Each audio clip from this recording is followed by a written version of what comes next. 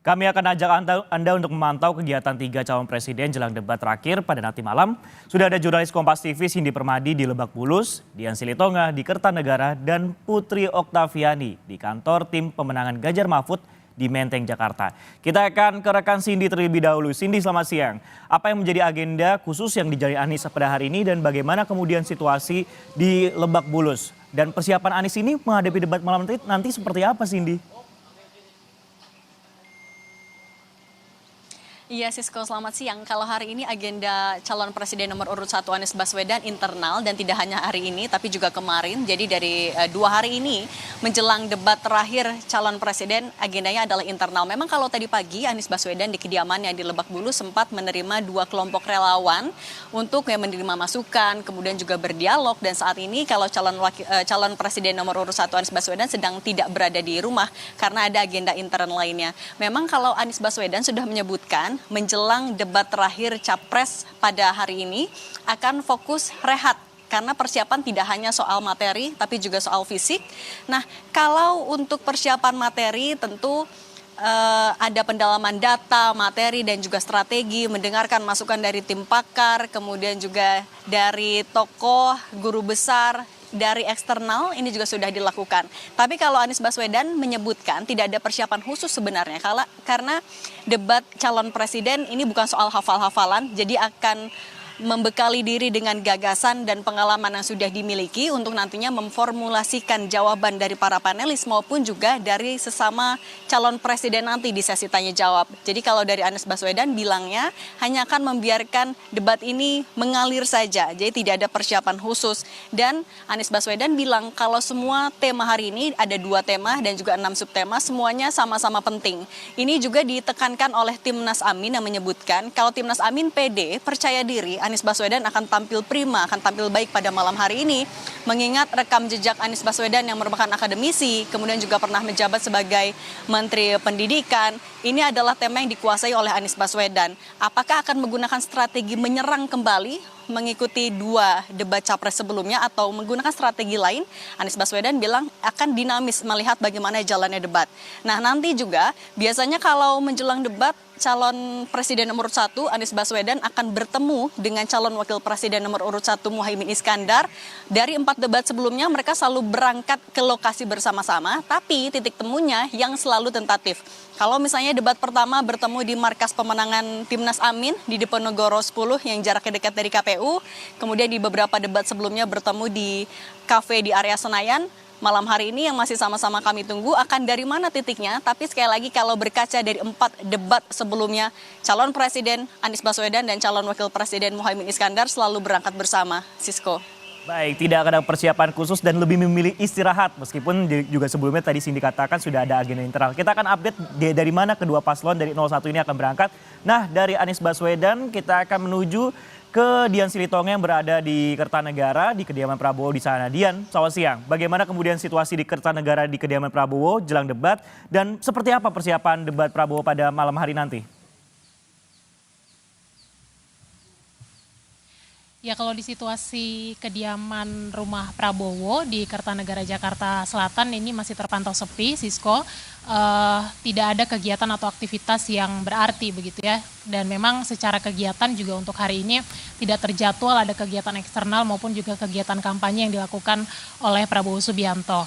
Nah, nampaknya memang Prabowo Subianto mengkhususkan atau memilih mengkhususkan hari ini untuk persiapan debat nanti malam, baik secara materi maupun juga secara mental. Nah, ini juga berkaitan dengan apa yang disampaikan oleh Prabowo sebelumnya. Kita ingat Prabowo sempat menyampaikan bahwa ia merasa perlu untuk mempersiapkan debat nanti malam secara matang karena mengantisipasi setidaknya 2 hal. Pertama adalah mewaspadai penilaian publik maupun juga penilaian rivalnya terkait penampilannya di panggung debat dan juga kemudian supaya bisa mengimbangi penampilan calon wakil presidennya Gibran Rakabuming Raka di debat-debat sebelumnya yang diklaim menampilkan performa terbaik. Nah, meskipun demikian, tim kampanye nasional Prabowo Gibran, juru bicaranya Viva Yoga menyampaikan bahwa tidak ada persiapan khusus yang dilakukan oleh Prabowo Subianto jelang debat karena menilai atau mengklaim bahwa tema debat malam hari nanti ini sudah menjadi isu keseharian Prabowo Subianto. Misalnya tema pendidikan, diklaim bahwa Prabowo Subianto ini secara aktif mengembangkan universitas pertahanan, artinya memang secara topik pendidikan Prabowo dinilai sudah matang terkait dengan isu-isu pendidikan yang nanti juga akan berkesinambungan dengan isu-isu SDM. Nah kemudian Ketua TKN Rosan Roslani juga menyampaikan bahwa sejak hari kemarin Prabowo Subianto sudah memilih untuk beristirahat dan lebih banyak membaca buku. Tentu saja ini untuk mempersiapkan materi debat secara komprehensif. Nah secara teknis seperti biasa Sisko, biasanya nanti Prabowo Subianto ini akan berangkat dari kediamannya di Kertanegara Jakarta Selatan menuju lokasi debat, akan berangkat bersama-sama dengan calon wakil presidennya Gibran Rakabuming Raka, dan biasanya juga akan didampingi oleh elit partai pengusung, dan biasanya akan berangkat sekitar pukul 5 sore atau setengah 6 sore nanti. Nah debat malam nanti tentu saja paling ditunggu karena ini menjadi debat final atau debat terakhir untuk calon presiden, dan kalau kita bicara tema nanti malam dan melihat misi dari pasangan Prabowo Gibran, ini kita lihat ada misi terkait dengan meningkatkan lapangan kerja, kemudian mendorong kewirausahaan dan industri kreatif, melanjutkan pengembangan infrastruktur, kemudian membangun SDM, ilmu, teknologi, pendidikan, kesehatan, prestasi, olahraga, kesetaraan gender, pemuda dan juga penyandang disabilitas. Tentunya kita akan saksikan bersama ide dan gagasan apa yang akan disampaikan oleh Prabowo Subianto dalam panggung debat nanti malam, dan apakah akan banyak ide dan gagasan yang disampaikan relate atau relevan dengan kebutuhan publik atau tidak, dan kemudian apakah debat nanti malam ini akan menaikkan angka elektabilitas bagi pasangan Prabowo Gibran atau tidak. Kita cermati bersama tentunya Sisko. Baik, tidak ada agenda eksternal dan terpantau juga melakukan persiapan debat dengan membaca buku. Tadi kalau dari 02 ini membaca buku, 01 ini beristirahat. Nah kalau 03 ini kita akan memantaunya bersama jurnalis Kompas TV Putri Oktaviani di kantor tim pemenangan Ganjar Mahfud di Menteng, Jakarta. Okta, selamat siang. Ini nanti malam jadi sudah dikatakan oleh rekan-rekan tadi debat terakhir yang akan digelar ataupun juga debat pamungkas. Lalu apa agenda khusus yang dilakukan pada Ganjar pada hari ini dan seperti apa persiapan Ganjar jelang debat pada malam ini? Apakah baca buku juga atau justru istirahat?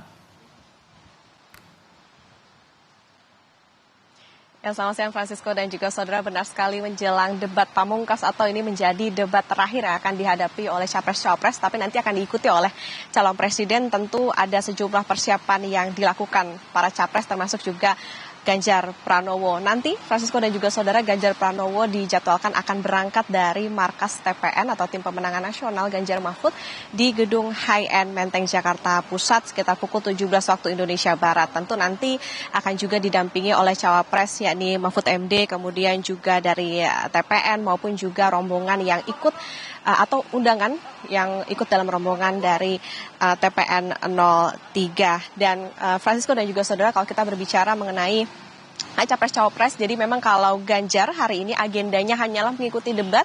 Berbeda dengan cawapresnya, yakni Mahfud MD yang memang kalau menurut jadwal ini ada agenda terlebih dahulu di Pasuruan bersama dengan Partai Hanura, kemudian juga ada agenda di Stadion Temenggung Abdul Jamal di Batam. Barulah nanti akan beristirahat terlebih dahulu di kediamannya, lalu nanti akan mengikuti debat capres-cawapres di JCC Senayan Jakarta. Tema ataupun yang akan dibahas dalam debat hari ini kita ketahui bersama ada pendidikan, kesehatan, ketenaga kerjaan, kebudayaan, teknologi informasi, kesejahteraan sosial, dan inklusi. Sebelumnya Ganjar Pranowo dalam suatu kesempatan di Waduk Pluit Penjaringan ini sempat mengatakan sebetulnya tidak ada persiapan khusus, yang pasti Ganjar membaca data dan juga nanti mengaku atau Ganjar juga menyatakan siap mengikuti debat capres. Sebelumnya juga Ketua Dewan Pakar TPN Ganjar Mahfud yakni Sandiaga Uno mengatakan ada yang dibahas oleh Ganjar Pranowo ini, salah satunya adalah solusi terkait dengan penurunan daya beli masyarakat dan juga penyediaan lapangan kerja bagi generasi muda. Tentu kita nantikan bersama seperti apa gagasan yang dibawa oleh Ganjar, karena dalam kampanye akbar kemarin Ganjar Pranowo sempat menyebut sudah mengunjungi ada 315 titik di seluruh Indonesia untuk menyerap aspirasi masyarakat. Dan inilah yang nantinya akan menjadi modal Ganjar untuk dicari solusinya dengan 21 program unggulan maupun juga nanti isu-isu yang akan dibawa dalam debat capres hari ini. Tentu kita akan lihat bagaimana nanti aksi Ganjar dalam debat capres-cawapres pukul 19 waktu Indonesia Barat, termasuk juga yang menarik biasanya ini paslon nomor urut 03 ini memakai outfit atau pakaian yang sesuai dengan tema debatnya. Nanti kita akan lihat bersama di pukul 19 waktu Indonesia Barat, debat capres-cawapres di JCC Senayan Jakarta. Francisco. Baik, terima kasih Putri Oktaviani yang melaporkan langsung dari Menteng Jakarta Pusat, dan sama seperti dua capres yang lain ini tidak ada persiapan khusus. Terima kasih. Sebelumnya ada Cindy Permadi dari Lebak Bulus dan juga Dian Silitonga dari Kertanegara. Terima kasih rekan-rekan.